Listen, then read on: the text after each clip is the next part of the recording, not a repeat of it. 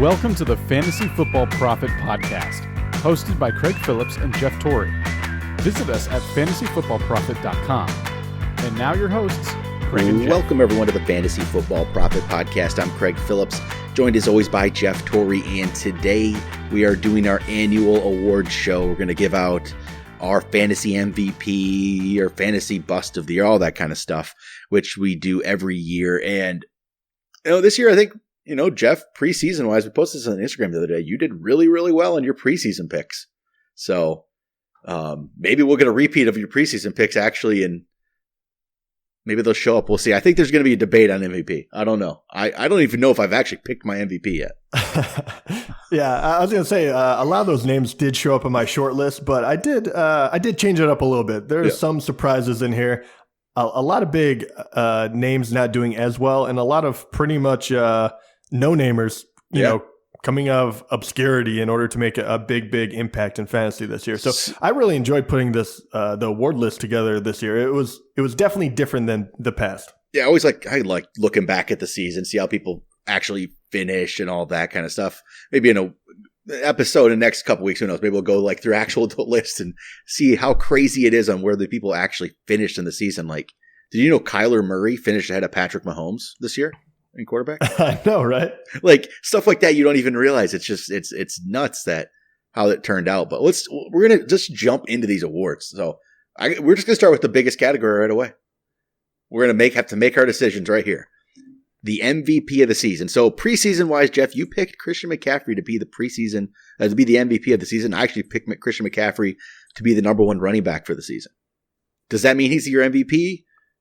Or are you going another direction? Where are you going? Okay, is it Lamar or is it McCaffrey? Right. What is it? I was going to say, there's only two people in my mind that you can pick between, and it would be McCaffrey and Lamar Jackson. It's tough.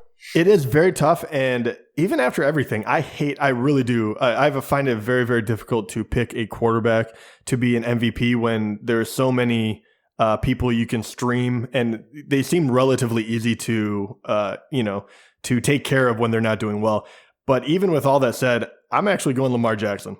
I think that his impact on the game, the way he ran the ball, the way he threw it, which no one was expecting him to throw, 36 touchdowns, and his consistency throughout the year, I think that is the one guy that if you had in your lineup, he gave you a chance to win week in and week out. And I could say the same thing about McCaffrey, but I actually think Lamar gave you more of an edge because of the way he just dominated the QB position. I mean, he averaged, I believe, almost 7 points higher than the next guy average, and that would be Dak Prescott.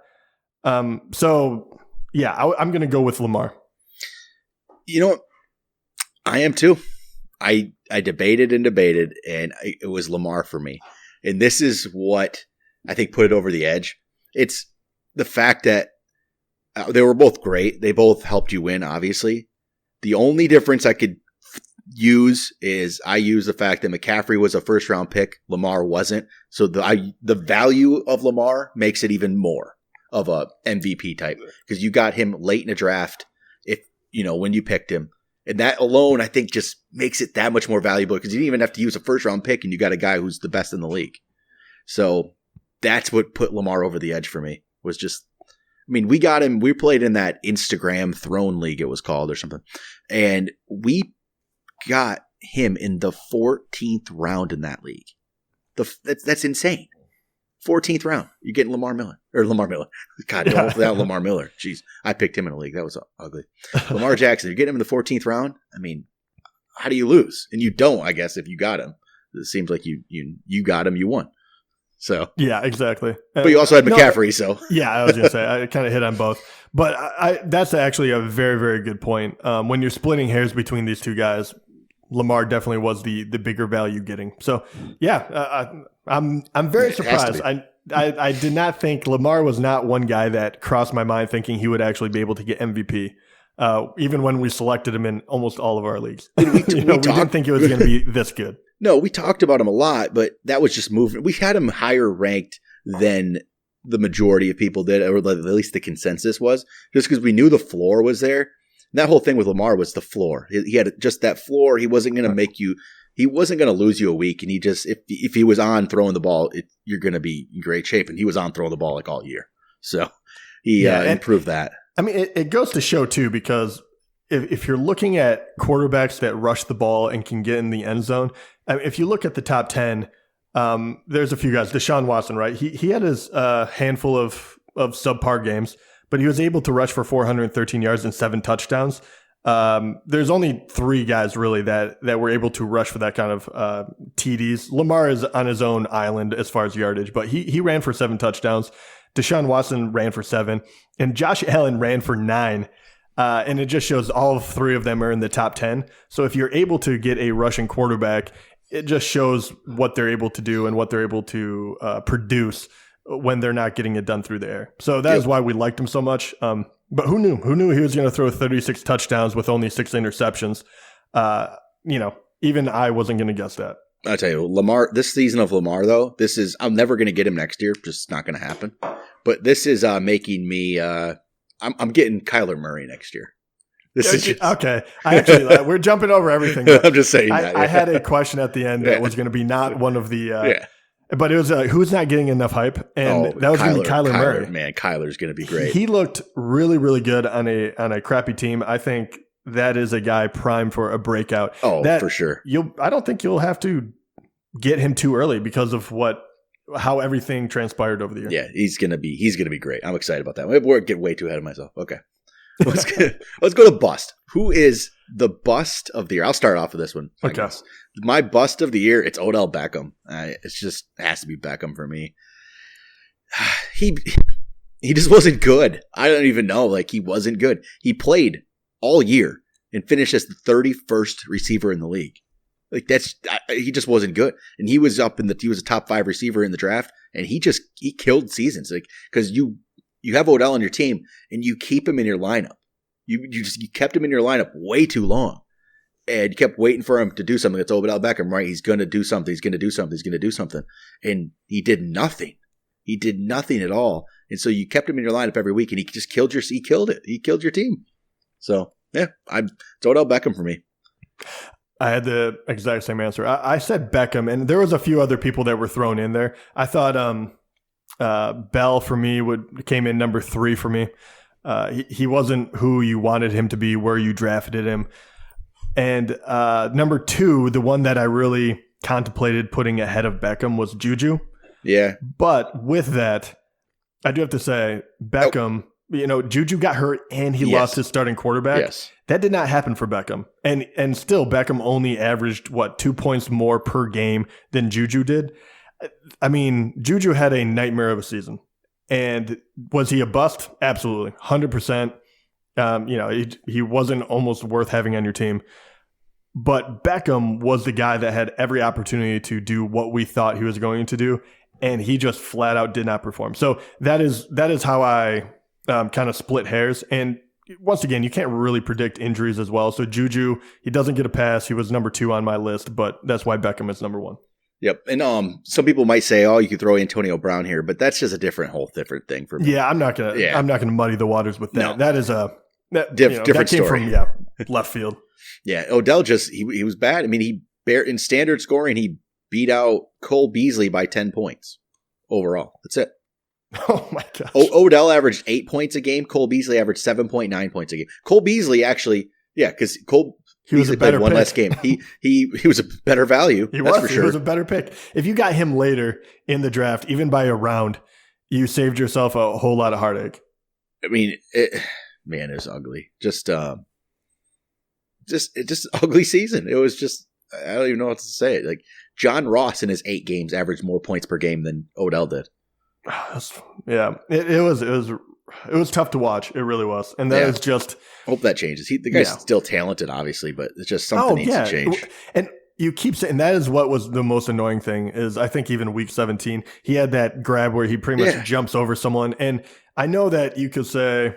The same way I talked about Juju losing his starting quarterback, I know people are going to say, well, Mayfield wasn't all that he was cracked up to be.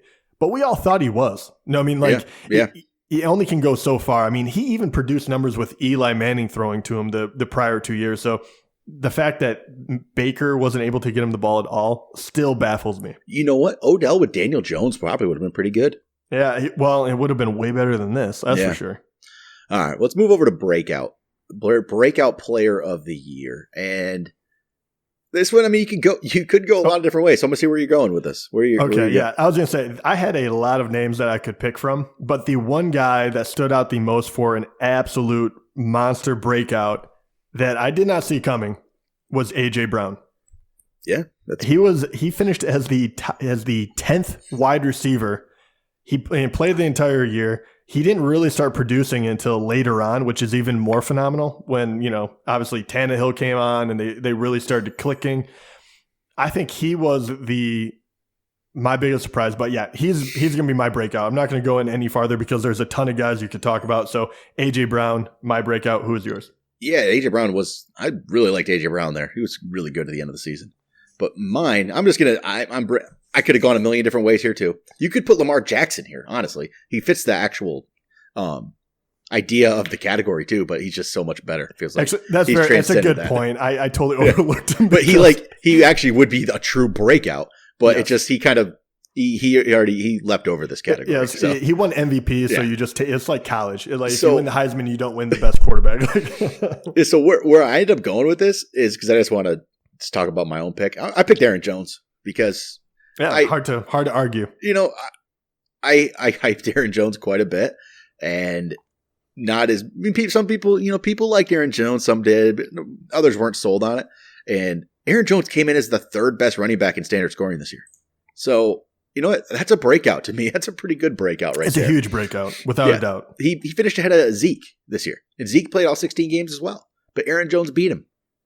Aaron Jones beat out Zeke, and Zeke played all 16 games. That's crazy. I honestly, the guy I thought you were going to pick, another one of the guys you hyped early on in the year to give you a little credit, but I thought you were going to go with Chris Godwin. Godwin, he was on the short list there too. He finished as the second best receiver. That was another one. Yeah, number two. He was actually, I was just taking a peek at my breakout players list put together last March, actually. So last March 27th, Aaron Jones was my number one breakout for 2019, and Chris Godwin was my number 3. So it turned out pretty decent. Yeah, I would say so. So I like those two picks. But yeah, so it was Aaron Jones for me this time. The thing is, Aaron Jones, though, it was a great breakout and he finished third, but I'm not going to rank him that high next year. There's a few of the times where it was just huge games that bolstered and boosted his stats a little bit.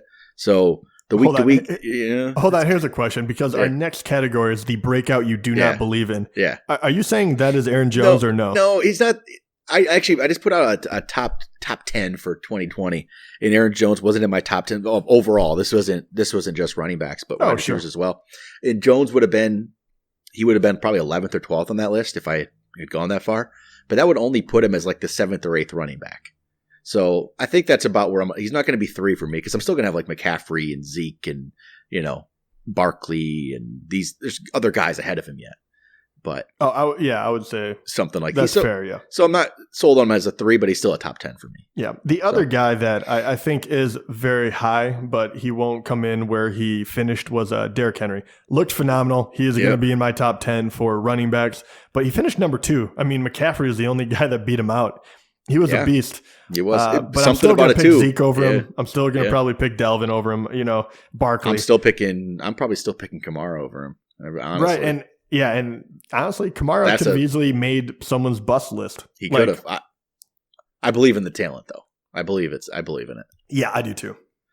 But all right, so then next category, breakout you don't believe in. So this is a guy who broke out this season, but we just really don't think it's a real thing necessarily. We got to see more before we really rank it that. So where were you going with this one? I had 2 names, and these ones are going to get me a little bit of flack because of the situation that they're in, and that's kind of what plays into me not believing that this is a true breakout. And I could go one of 2 ways with this, but I'm going with the safer route. But I'm going Eckler. So I know it's kind of like the want thing, but hey, he finished as a top 10 running back. He killed it this year. What was he, number 6, number 7? 7 in standard, yeah. Yeah, but with everything going on, maybe you have one more year with Rivers more than likely. Melvin Gordon came back. He was still able to catch the ball, so I think a lot of people still do believe in him. That's why I feel like I can still talk about him this way. But he is one guy that is going to look really good on as far as the stats, and people are going to take him earlier. But I think he is one guy that I'm just pushing way down. I'm not gonna get him because I still believe that they're gonna pound the ball with Gordon, and they're going to try to get that passing game back on track. So Austin Eckler is the guy that I just don't believe in. Well, here's the thing. What if they don't bring Gordon back for some reason? What if they don't bring him back? Is it change or? I mean, yeah, obviously it would definitely change for me if they didn't bring him back, but I don't know. I can't imagine where they wouldn't. Well, here's the thing. I believe if they don't bring Gordon back, I believe they put somebody else in there with him, and Eckler's role really doesn't change. Because Eckler, as like a true, like those first couple weeks when he was like the guy, he doesn't look very good as a number one running back, the carries. He actually never does look great to me at that with the rushing aspect of it. He's better in short spurts with the running, so they'll bring somebody else in there. So his role is not going to change much. He's still going to be, 7th is crazy. I don't think he'll be that. But I think he's still going to be a value. I don't feel like he's going to get overhyped. We'll see.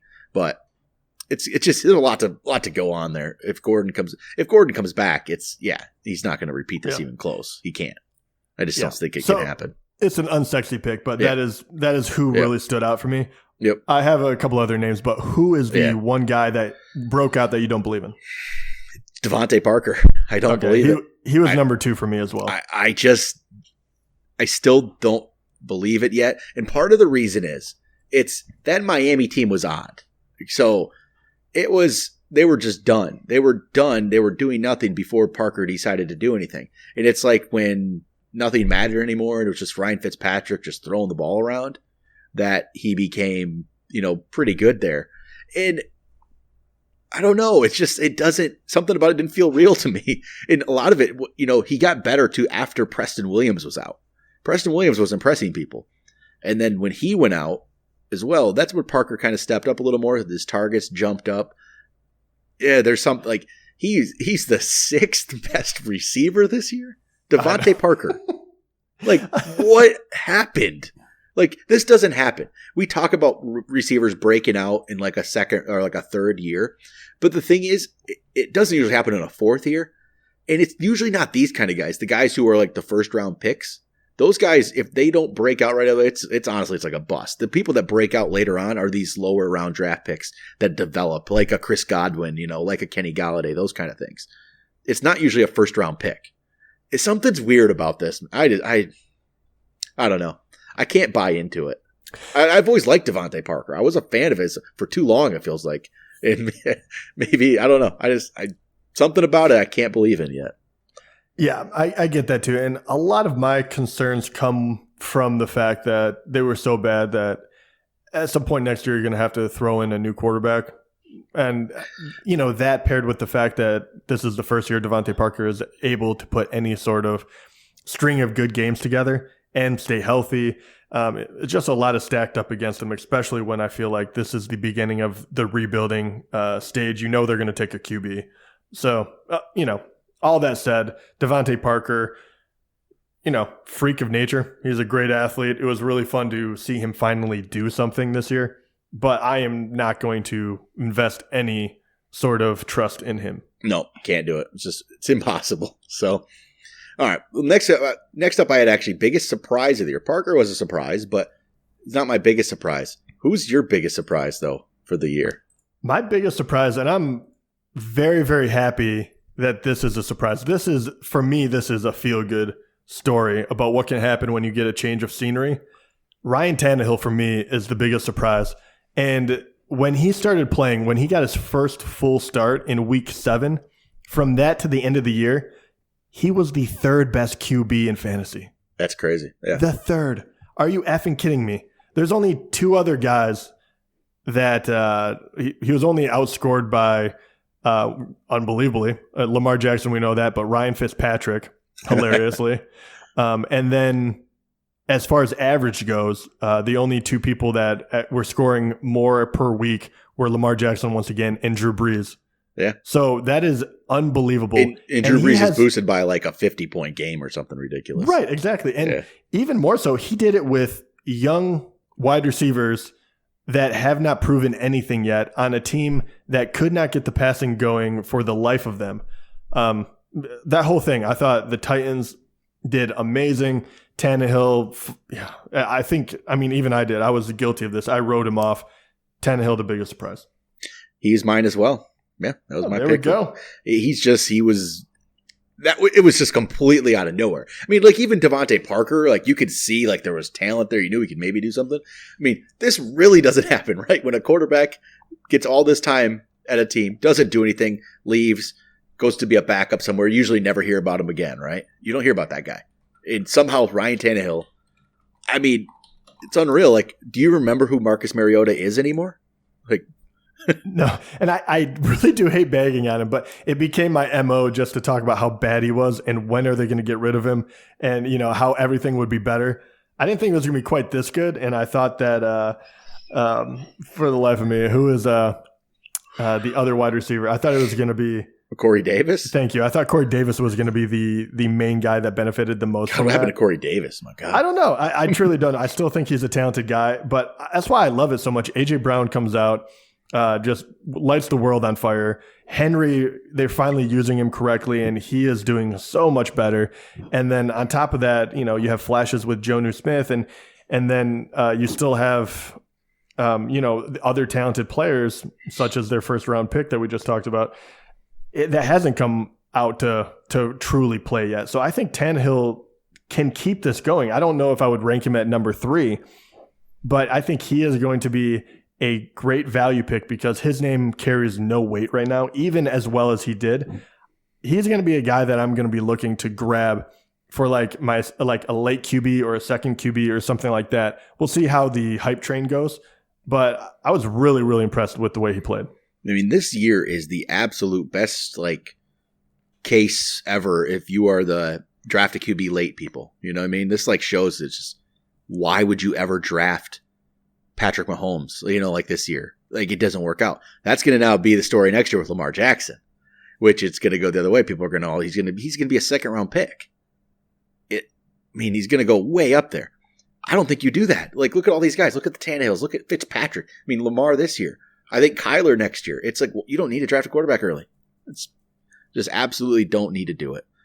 So, all right. I have actually one more category I threw in here at the last second. So I did waiver wire ad of the year. So Jeff, I'll give you mine. I don't know if you might have one in mind. There's actually, you could go, some people might say, well, I picked Lamar Jackson off the waivers. You might have, I think he was drafted in a lot of leagues, so he's not going to be a player for this. There's some options here, but I actually went with Darren Waller, actually at tight end.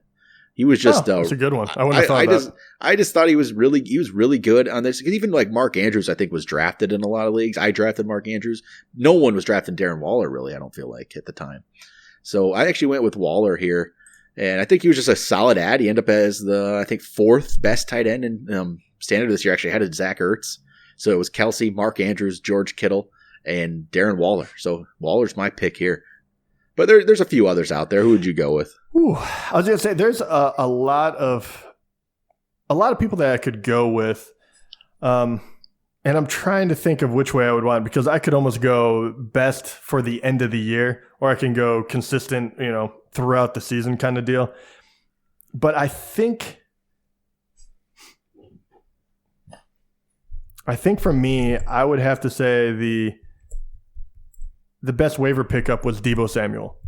He's solid. Yeah, he was solid, and you could have played him a lot of different weeks at wide receiver, which normally you have another slot for. So I like that one. The other guys that I just want to put out there is Mostert. After the injury started occurring, Mostert was actually a very, very good pickup. And the other guy that I loved at the end of the year that almost everyone was trying to pick up was Brashad Perriman, who unbelievably finished relatively high for only playing 3 weeks. Well, I'm trying to pull this up here. I saw, I posted up on Instagram the players that were on the most playoff teams in fantasy.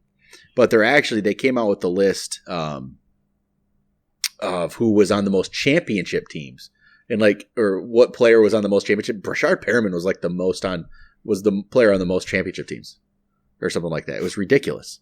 Everyone picked him up. It was during the playoffs, so you had to be in the playoffs. You got him, and he blew up. Yeah, he finished as the 43rd best wide receiver, even though he only has 3 games where he scored any sort of points. That's unreal. Yeah, he was a huge pickup if you got him there. He really was. Again, another one, a guy who we talked about a few years ago that you just never thought it would actually happen, right? It was done. He didn't pan out. And what was he in Baltimore? I can't remember now. Yeah, he got drafted by Baltimore and he got hurt right away. Yeah, I remember because I drafted him for my dynasty league and immediately got just bad news. Yeah, and it didn't work out. And hey, look, maybe he does still have some talent. There's a lot of that. These guys who actually are, there's a lot of good players in the NFL. I think that pretty much shows. Oh yeah. I mean, these guys, they have to be the best athletes in the world. I feel like, and you just see it too. I mean, who would have thought? I mean, he's on the perfect team for this to happen as well.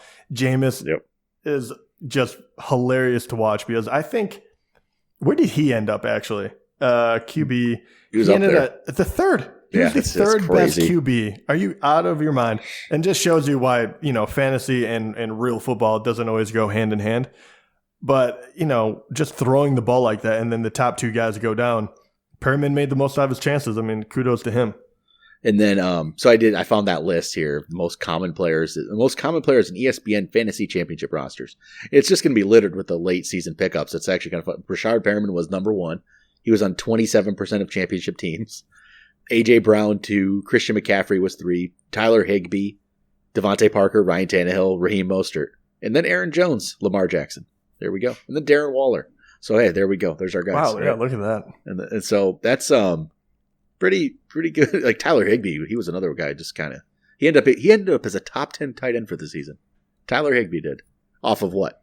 Four good weeks? Yeah, I mean, he's another one that is very interesting. But all right, those are the categories that I have. So, I have a few more I just want to throw at you. Yeah. And we haven't talked about these already, so we don't have them locked and loaded. The other guy I do want to mention really quickly that could have been a waiver pickup that cooled off at the end, so we haven't talked about him, but Terry McLaurin. I thought he would be a good one as well. I know some people did draft him, but still, I mean, no one thought out of Washington he was going to do as well as he did. And he finished the 24th best wide receiver. He's an exciting guy to watch next year. Yeah, and early on, I'd say another one early on, DJ Chark was there too, early on. Yeah, actually, he should have been breakout player. We could have thrown his name in the mix as well. He slowed down slightly, but he was actually still on 14.7% of championship teams. He was a guy that was up on the list too. He wasn't as dominant later on, but still a good pickup. So I do want to know, I think it's very interesting looking towards next year after all this information we just talked about. I want to know what player you think their stock is going to be hurt the most because of the team they're on. Interesting. Who's going to be hurt the most? Man, there's a few different guys you could go with here. Man, I'm going to look some lists here. I got to figure this out. What's a good one here? Oh, man. This is a tough one you're throwing at me here. No, it's a strange question. Yeah, it's... Man, there's a... And because here's the thing. It's well, it's still okay, a guy like Joe Mixon. Joe Mixon was honestly great at the end of the season. But the problem is people are going to be... if they get Joe Burrow, people are actually going to be more excited about Mixon. And I actually put a list together. Mixon was about I think he was the 4th best running back in standard from weeks 10 through 17. But I actually don't know if throwing Joe Burrow in there is going to help him right away. I mean, a rookie quarterback is still never – it's not always the greatest thing in the world. They're going to be able to key on Mixon a little bit because really I don't know who Burrow's throwing the ball to necessarily. Is A.J. Green going to be around? Mixon's still going to struggle. The guy is so good. I really think this guy is extremely talented, but I think the team is going to hinder him yet. And he's not going to quite live up to where he should be and how good he should be. Maybe not right away. It could be another thing where it's a slower build for him kind of a thing. He's one of them though. That you don't see Obviously, there's exceptions to the rule, but you usually don't see teams that are very bad have good running backs, or at least running backs that have a good fantasy season. Because they're down in games, you obviously try to pass more. You're getting beat up. Usually don't have a good offensive line. So a lot of things are stacked up against him. Joe Mixon is kind of the exception to that rule because he finished the number 11th running back, even though they were, the bottom 3 teams in the league. I mean, the other guy you could look at Nick Chubb, but Cleveland is so much more talented. They just found ways to lose. It's pretty crazy. Everyone else, you look at McCaffrey, not the greatest team, but they have a good running offense. Derrick Henry, they had a much better team. Aaron Jones, obviously the Packers did very well. Zeke, Delvin Cook, Ingram, Chris Carson, all these are playoff teams for the most part. And then you throw in Mixon at the end of that and Chubb in the middle. It just goes to show. So I like what you're saying about Mixon quite a bit. Yeah, I think he's a great player. It might be a slow start, but it might be similar to this year where he's really good at the end. But you know what? I think we got to end this show with, though, Jeff. Point spread picks. We got to talk about what happened. I totally forgot about that. But before we do that, like I say, once again, MyBookie is sponsoring this week's episode of the Point Spread Picks, which they've been doing throughout the season. So go over to MyBookie. We still got stuff NFL playoffs are always a fun thing to bet on. There's only 4 games this weekend, but hey, throw them in a parlay, win some good money there. There's actually, you got college football yet, still got the championship, LSU, Clemson, go over there. And always, I guess you could go on NBA games too, which I don't know how to bet NBA games. I'm telling you anymore. I don't know anything about the NBA anymore. It feels like I just know the Pistons are terrible, so bet against them to lose. But go over to MyBookie, use that promo code PROPHET, PROPHET. Check out NFL games this week or college games. But all right, Jeff. So we came into last week. You were 1 game behind me, right? 1 game. Yep. So you went 9-7 last week. All right, winning record. Yep. I went 7-9. Yeah. Yes. Oh my gosh. I won all over again. I win the league. I win this. I won by 1 game. That is hilarious. After a full season. Yeah. Oh my gosh. I feel so good. You went 119-110-3. I went 118-111-3. So guess what we're gonna do? We're gonna pick playoff games. Here we go. Let's get. We're gonna pick playoff games now. How about that? We got 4 of them. How about pick some playoff? I can't believe I was beating you the entire season. I made a big comeback. Literally the entire season. I think I was ahead of you in this thing. And I don't think I led 1 week. You beat me by 1 game. We picked over 200 games here, and we end up within 1 of each other at the very end. I'll tell you this. It was a lot of fun to do the picking. And the fact that we both ended up with a winning record is phenomenal. Bad. Especially we're picking games that we were incredibly close. Yeah. So it just shows you how much fun it could be to go on there and just pick the ones you feel really, really, secure about. Yep. It was so much fun. We'll do it next year as well. But everyone just remember, Jeff was the champ this year, and Craig is over there and soaking in his tears, crying about how something wasn't fair. Yeah, right. So we'll see how we do in the playoffs here. How about that? Come on. All right, here we go. We got 4 games. Let's bet. Let's figure these ones out. All right. We'll start off. Buffalo is playing at Houston. Houston 2.5-point favorites against Buffalo at home. I actually hate this game. I truly. Right? I like Buffalo. I like Buffalo as a team for some reason. I like them. I don't know why it is. I just don't believe in Texans right now. No, I think I'm going Buffalo. I just like them. It's something about it. I like Josh Allen. I like Devin Singletary. Yeah, everything in my body tells me Texans, right? You have the better quarterback. You have J.J. Watt's back. Yeah, you have the superstar in DeAndre Hopkins. I'm still going to pick Buffalo. I don't know why. That's one that I just feel. Next up is Tennessee at New England. New England 5-point favorites. New England, if there's ever been a clear sign that they're not quite the same, they never lose that game, that Miami game. They don't lose that game. No. They lost their bye because of that. That's not a game New England loses. And against Miami. They don't lose. They never lose that game. Tennessee's this up and come. You know what? I know. Screw it. Tennessee. I'm doing it. I am hardcore rooting for Tennessee. but I am never picking against Can't do it? Belichick. No, I'm going Not in the past. playoffs? Yeah. I just maybe it'll be a 3-point win, so I'll still get It could be. God, I want Tennessee to win that game. Minnesota at New Orleans. New Orleans 7.5-point favorites. That's a lot. I think New Orleans wins this game, but 7.5 is a lot. Man, which way are you going? Man, this is raw. New Orleans has been rolling pretty well here. I'm going to go Minnesota. I think this will be close. I say 7.5 is too much for me right now. Minnesota's not great, but they will have Cook back. Man, I'm just going to go with them. No, I'm going to go. I like where your head's at, but I'm going to go the Saints. All right. I think they're just on a roll. They have been rolling right now. Yeah. And then final game of the weekend, it's Seattle playing at Philadelphia. Seattle's 1.5-point favorites on the road against the Eagles. I'm going to go Seahawks. Eagles just aren't really good. Yeah, give me Seattle. Yep. So, all right, we picked two different. We'll see what happens. Maybe I'll get my wins back. Yeah, maybe. But all right, that is going to do it for this week. We'll be back next week. We'll have another episode for you. We'll start. Not sure what we'll talk about. Maybe start looking at some stuff for next year already, or do some recaps. Who knows, right? We got some. You do some bounce back players for next year. That's always a good one. Who's going to bounce back from their terrible seasons, like Juju, somebody like that? Oh yeah, definitely. Right. Actually, we didn't talk about that award this year. But For this season's bounce back. Yeah. Well, quickly throw in who is your bounce back for the year? Do you have one? Man, is there one that comes out? Let me think. We didn't do that. I actually know who was on my short list, or he might have been the guy I picked early on in the year that holds up is Cooper Kupp. I said he was going to bounce back from his injury from last year. Yep. Obviously, the Rams didn't do what we thought they were going to do, but he still finished as the 4th best wide receiver. So I guess I would go with him. I'm sure there's another good one, but he was the first one I saw.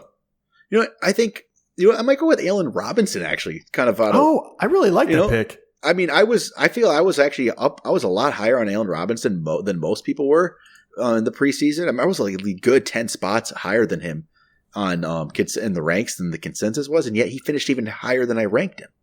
Because I put him as a top 20 receiver, and he was going more closer to 25, 30. He finished 12th in standard. So I think it's Allen Robinson. He was finally healthy. He looked pretty good. He was with a quarterback that really can't throw him the ball. Yeah, so, I really like that pick. That's a good one. All right, that'll do it. We'll be back next week. Talk to you guys then.